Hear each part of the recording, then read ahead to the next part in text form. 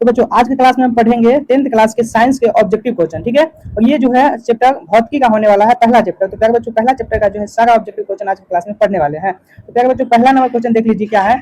आपतन कोण जो है परावर्तन कोण के बराबर होता है। ऑप्शन ए में क्या दिया हुआ है, न्यूटन के नियम के अनुसार, स्नेल के नियम के अनुसार, परावर्तन के नियम के अनुसार, फरमार्क के सिद्धांत के अनुसार। तो प्यारे बच्चों पहला का आंसर जो है क्या हो जाएगा, यहाँ पे पहला का ऑप्शन हो जाएगा, ऑप्शन जो है सी सही हो जाएगा, परावर्तन के नियम के अनुसार जो है हो जाएगा, ठीक है। ऑप्शन जो है सी सही हो जाएगा। चलिए इसी के साथ 2 नंबर क्वेश्चन पे आ जाइए कि पिन होल कैमरा में निम्नलिखित में क्या बनाता है। छाया बनाता है, प्रतिबिंब बनाता है, होलोग्राम बनाता है, इनमें से जो है कोई नहीं। तो दो का आंसर बच्चों आंसर क्या हो जाएगा, प्रतिबिंब बनाता है, ठीक है। तो ऑप्शन क्या होगा यहाँ पे बी जो है सही हो जाएगा। तो चलिए प्यारे बच्चों तीसरा नंबर क्वेश्चन देख लीजिए आप लोग। तीसरा नंबर क्वेश्चन का आंसर जो है आप लोगों को बताना है, ठीक है। देखिए तीसरा नंबर क्वेश्चन का आंसर प्यारे बच्चों क्या हो जाएगा, ऑप्शन जो है बी सही हो जाएगा, ठीक है। चलिए आगे बढ़ते हैं। 4 नंबर क्वेश्चन देख लीजिए। यहाँ पे क्या है कि समतल दर्पण द्वारा प्रतिबिंब उल्टा होता है, ठीक है। इसका अर्थ जो है क्या है। चलिए चौथा नंबर क्वेश्चन देख लीजिए कि समतल दर्पण द्वारा प्रतिबिंब उल्टा होता है, अर्थात उल्टा होने का अर्थात क्या है कि बायां से दायां प्रतिबिंब बनता है, ठीक है। उल्टा होने का यही अर्थ होता है। तो ऑप्शन जो है ए सही हो जाएगा। यहाँ पे 5 नंबर क्वेश्चन में है कि उत्तल दर्पण द्वारा चांद के प्रतिबिंब का आवर्धन होगा। इसका क्या आवर्धन होगा प्यारे बच्चों, निगन्य होगा, ठीक है। ऑप्शन जो क्या हो जाएगा, सी जो है यहाँ पे सही हो जाएगा।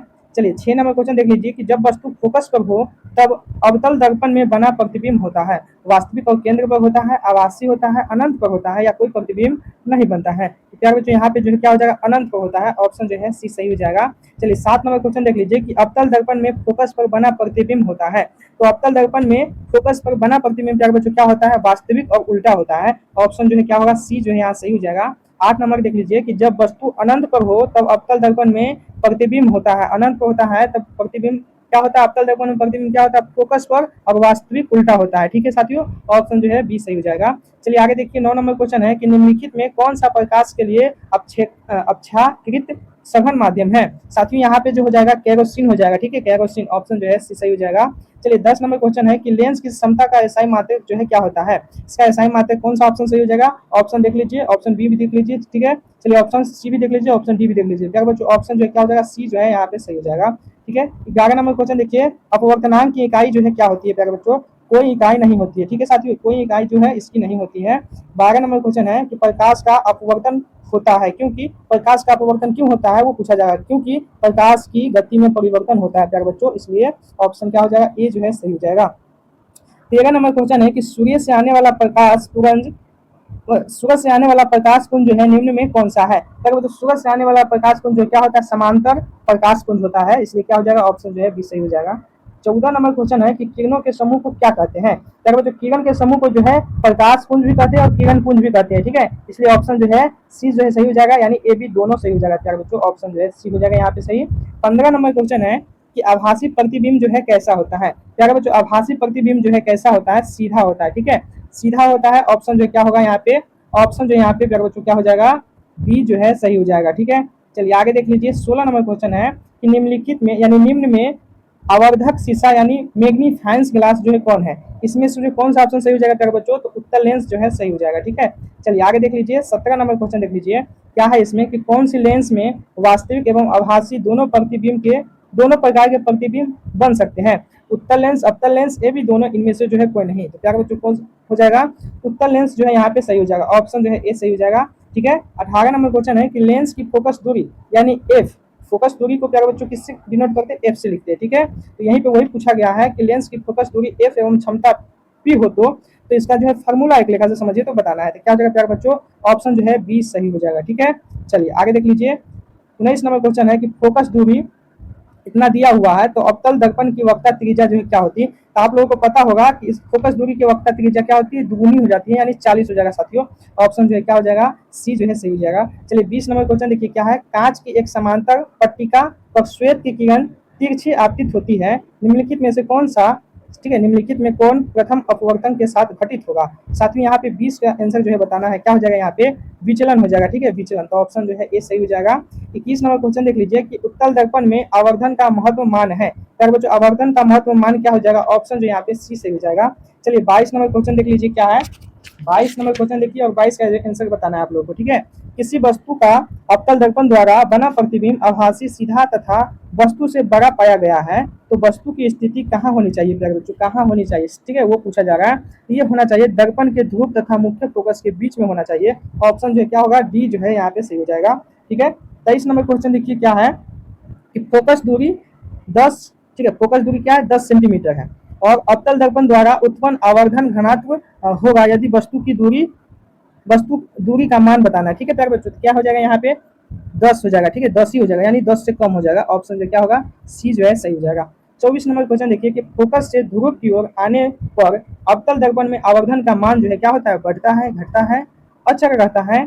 ऑप्शन ए डी में दिया हुआ है, इनमें से जो है कोई नहीं होगा। तो क्या हो जाएगा यहाँ पे आंसर, फोकस से ध्रुव की ओर आने पर अवतल दर्पण में आवर्धन का मान जो है प्यारे बच्चों क्या हो जाता है, बढ़ता है, ठीक है। ऑप्शन जो है ए यहाँ पे सही हो जाएगा। 25 नंबर क्वेश्चन देख लीजिए क्या है, एक अवतल दर्पण के प्रधान अक्ष पर चलती चींटी का प्रतिबिंब सीधा है तथा बढ़ता जा रहा है, चींटी की गति की दिशा जो है बताना है। तो क्या हो जाएगा, चींटी की दिशा फोकस से ध्रुव की ओर हो जाएगा साथियों। ऑप्शन जो है यहाँ पे बी सही हो जाएगा, ठीक है। 26 नंबर देखिए, यदि किसी बीम का प्रतिबिंब का आवर्धन ऋणात्मक है तो उस प्रतिबिंब की प्रकृति जो है क्या होगी साथियों, उसका जो है क्या हो जाएगा यहाँ पे आंसर वास्तविक एवं उल्टा हो जाएगा, ठीक है। ऑप्शन जो है यहाँ पे डी सही हो जाएगा। चलिए 27 नंबर देख लीजिए क्या है, यदि अवतल दर्पण का निचला आधा भाग टूट जाए तो प्रतिबिंब सीधा बनेगा, आधा बनेगा, कम तीव्र बनेगा या इनमें से जो है कोई नहीं, ठीक है। तो यहाँ पे क्या आंसर हो जाएगा, कम तीव्र बनेगा, ठीक है। ऑप्शन जो है सी सही हो जाएगा। 28 नंबर क्वेश्चन है कि वायु का निरपेक्ष अपवर्तनांक वास्तव में होता है एक से कम, एक से अधिक, एक के बराबर या जीरो। तो एक से अधिक होता है प्यारे बच्चों। ऑप्शन जो है यहाँ पे बी सही हो जाएगा। 29 नंबर क्वेश्चन है कि निम्नलिखित में किसका अपवर्तनांक सबसे कम होता है, तारपीन का, ठीक है, बेंजीन का, पानी का, केरोसिन का। तो प्यारे बच्चों किसका होता है, पानी का जो है होता है, ठीक है। ऑप्शन जो है सी हो जाएगा। चलिए 30 नंबर क्वेश्चन देख लीजिए क्या है कि एक प्रकाश किरण एक समतल दर्पण पर लंबवत आपतित होती है तो परावर्तन कोण का मान होगा। परावर्तन कोण का मान जो है प्यारे बच्चों बताना है, ठीक है। तो इसका मान जो है क्या हो जाएगा, परावर्तन कोण का जो है मान बताना है, क्या हो जाएगा। चलिए परावर्तन कोण का मान जल्दी से आप लोग कमेंट कीजिए।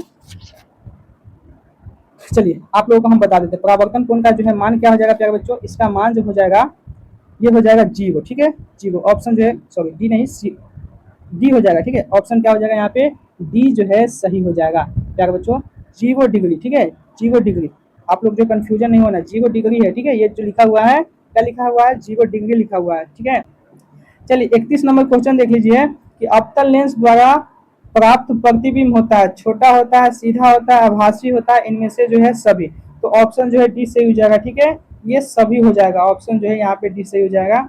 चलिए 32 नंबर क्वेश्चन देख लीजिए क्या है, वायु में अभिसारी लेंस होता है। तो प्यारे बच्चों वायु में अभिसारी लेंस जो होता है कांच का उत्तल लेंस होता है, ठीक है। ऑप्शन जो है यहाँ पे सी जो है सही हो जाएगा, ठीक है। चलिए आगे देख लीजिए 33 नंबर क्वेश्चन है कि मानव नेत्र में किस प्रकार का लेंस जो है पाया जाता है। मानव नेत्र की बात यहाँ पे हो रहा है, यानी हम लोग जो इंसान है उन लोगों के इंसान इंसान यानी हम लोग हुए ना, तो हम लोगों के आंख में जो है कौन सा लेंस पाया जाता है वो पूछा जा रहा है, ठीक है। उत्तल लेंस, बाई फोकल लेंस, अवतल लेंस, बेलनाकार लेंस। तो यहाँ पे जो है आंसर क्या बच्चों क्या हो जाएगा, यहाँ पे आंसर उत्तल लेंस हो जाएगा, ठीक है। ऑप्शन जो है ए सही हो जाएगा। चलिए 34 नंबर क्वेश्चन देखिए, प्रकाश की किरण को मोड़ने की क्षमता को क्या कहते हैं, ठीक है। प्रकाश की किरण को मोड़ने की क्षमता को लेंस की क्षमता जो है कहते हैं। ऑप्शन जो है ए सही हो जाएगा। 35 नंबर क्वेश्चन देख लीजिए क्या है कि जल की एक गोलीय बूंद में व्यास के अनुदिश आपतित प्रकाश किरण की कितनी बार अपवर्तन होगा, 4 बार, 3 बार, 2 बार, 1 बार। तो 35 का प्यारे बच्चों क्या हो जाएगा, यहाँ पे 1 बार अपवर्तन होगा। ऑप्शन जो है डी सही हो जाएगा। 36 नंबर क्वेश्चन देखिए, लेंस में मुख्य फोकस की संख्या होती है। लेंस में मुख्य फोकस की संख्या प्यारे बच्चों 2 होती है, ठीक है। ऑप्शन जो है यहाँ पे बी सही हो जाएगा।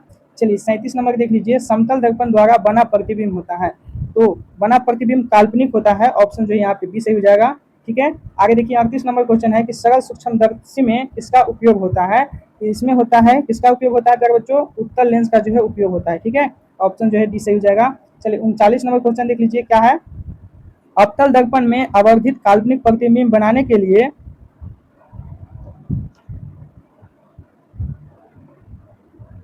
39 नंबर क्वेश्चन देख लीजिए, अवतल दर्पण में आवर्धित काल्पनिक प्रतिबिंब बनाने के लिए वस्तु को कहाँ रखा जाता है। तो प्यारे बच्चों वस्तु को जो है फोकस और ध्रुव के बीच में रखा जाता है। ऑप्शन जो है ए सही हो जाएगा, ठीक है। चलिए 40 नंबर क्वेश्चन देखिए क्या है कि किसी दर्पण की फोकस दूरी चिन्हों की परिपाटी के अनुसार ऋणात्मक मानी जाती है। तो ऋणात्मक मानी जाती है अवतल दर्पण, ठीक है। ऑप्शन जो है यहाँ पे बी सही हो जाएगा। चलिए आगे देख लीजिए, 41 नंबर क्वेश्चन है कि निम्नलिखित में से किस लेंस को अपसारी लेंस कहते हैं। अपसारी लेंस जो है अवतल लेंस को कहते हैं, ठीक है साथियों। ऑप्शन याद करके रखिएगा क्या कि अपसारी लेंस जो है अवतल लेंस को कहते हैं, ठीक है। चलिए 42 नंबर क्वेश्चन देख लीजिए क्या है कि एक अभिसारी किरण पुंज समतल दर्पण पर आपतित होती है, परावर्तित किरण पुंज होगा। परावर्तित किरण पुंज क्या हो जाएगा प्यारे बच्चों, अपसारी हो जाएगा, ठीक है। ऑप्शन ए यहाँ पे सही हो जाएगा। 43 नंबर क्वेश्चन है कि किसी समतल दर्पण द्वारा आवर्धन होता है, आवर्धन क्या हो जाएगा, +1 हो जाएगा, ठीक है साथियों। ऑप्शन जो है ए सही हो जाएगा। 44 नंबर क्वेश्चन है प्यारे बच्चों की निम्नलिखित में से किस दर्पण द्वारा किसी वस्तु का आभासी प्रतिबिंब मिल सकता है। तो क्या हो जाएगा यहाँ पे आंसर, इनमें से सभी हो जाएगा, ठीक है। यानी ऑप्शन जो है डी सही हो जाएगा। 45 नंबर क्वेश्चन है कि आकाश का नीला रंग होना किस परिघटना का परिणाम है। ये जो परिणाम है प्यारे बच्चों परिकिरणन का जो है परिणाम है। ऑप्शन जो है सी होगा। 46 नंबर है कि विरल माध्यम से सघन माध्यम में जाती हुई किरण मुड़ जाती है। क्यों मुड़ जाती है, अभिलंब की ओर मुड़ जाती है, ठीक है। कैसे मुड़ती है, अभिलंब की ओर मुड़ जाती है। 47 नंबर है क्वेश्चन निम्नलिखित में से किस लेंस की फोकस दूरी धनात्मक होती है। तो ये यहाँ पे हो जाएगा उत्तल लेंस, ठीक है। ऑप्शन आप लोग याद करके रखिएगा, ए हो जाएगा यहाँ पे। 48 नंबर है कि चिन्हों की निर्देशांक परिपाटी में धनात्मक फोकस दूरी होती है। तो क्या हो जाएगा प्यारे बच्चों, ऑप्शन ए में है उत्तल लेंस, ऑप्शन बी है उत्तल दर्पण, ऑप्शन सी है अवतल दर्पण, ऑप्शन डी है ए बी दोनों। यानी ऑप्शन जो है डी यहाँ पे सही हो जाएगा, ठीक है। चलिए तो चलिए आप लोग का जो है क्लास खत्म होता है। आप लोगों को वीडियो अच्छा लगा हो तो आप लोग जो है लाइक कर दीजिए, चैनल पर नए हैं तो चैनल को सब्सक्राइब कर लीजिए। 2027 में आप लोग एग्जाम देने वाले हैं, तो आप लोगों के लिए बहुत ही इंपॉर्टेंट क्वेश्चन इस चैनल पे अपलोड होता रहता है, तो आप लोग चैनल को सब्सक्राइब करके रख लीजिए। चलिए आप लोगों से मिलते हैं नेक्स्ट क्लास में, तब तक के लिए जय हिंद जय भारत।